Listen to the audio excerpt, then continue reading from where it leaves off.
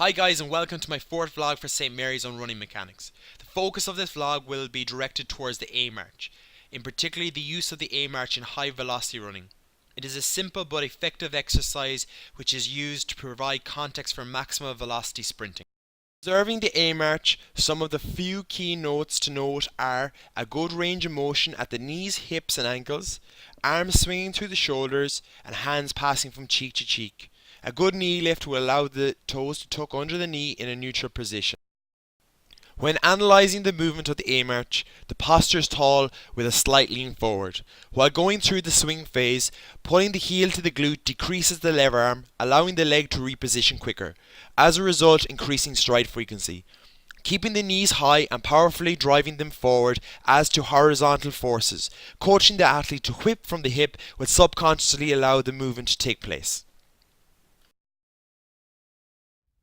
Joint by joint analysis of the A march. During the swing phase of the A march, it is optimal to coach a high knee drive.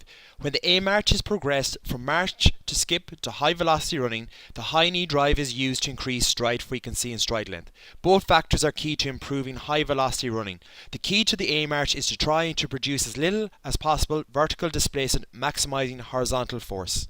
An optimal coaching cue for this is to tell the athlete to hold the knee as high as possible so a cup of water may be placed on top of it. The swing phase should be optimized by creating as shorter lever as possible. The knee should be flexed as far as the quadriceps will allow. Over-tight quadriceps can be one of the limiting factors of the swing phase.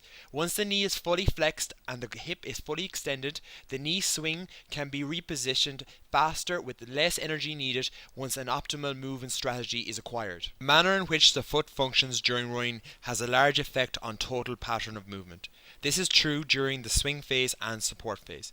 By regulating the position and motion of the foot, it is also possible to control the total pattern of movement.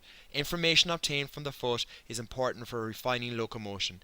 The foot has three main functions as a result: transferring sensory information, storage and return of energy, transferring of energy from the knee extension to the ground surface. The posture of the body must remain relatively straight. Small deviations from the correct posture can quickly result in a decline in reactivity. For example, the range in which the pelvis may move is in the order of centimeters. As far as the lower limbs are concerned, muscles cannot work rapidly or reactively in just any position. When the knee and hip are extended and the ankle is in a neutral position, reactivity is optimal and will occur particularly rapidly. The reactivity potential declines rapidly if the body deviates even slightly from these positions. Arm movements are critical in high velocity movements. The arm acts as a means of distributing long axle rotation. This arm movement allows the athlete to compensate for any rotation generated during the running cycle. The negative effect of long axle rotation will be experienced as imbalance by the athlete. These anti-rotation forces can only be generated when the elbows are located close to the body.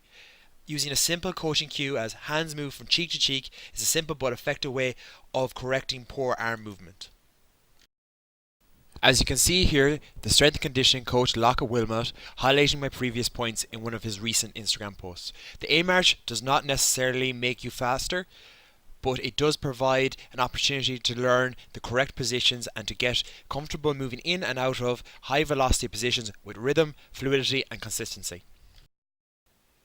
Some common faults I see when coaching the A march with all ages and ability. Firstly, hands and legs out of sync, developing huge rotational values to the trunk and pelvis, resulting in an unbalanced appearance and feel in the athlete performing the march. Secondly, arms and legs swinging too far ahead of the body. As a result of excessive trunk lean, the athlete wants to progress into a skip instead of focusing on the march. The overhead med ball corrective.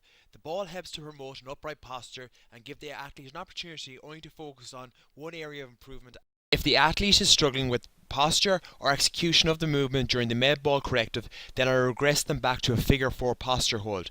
This allows the athlete to become familiar with the feeling of the correct knee, hip and ankle positions during the swing, recovery and stance phases of the A march.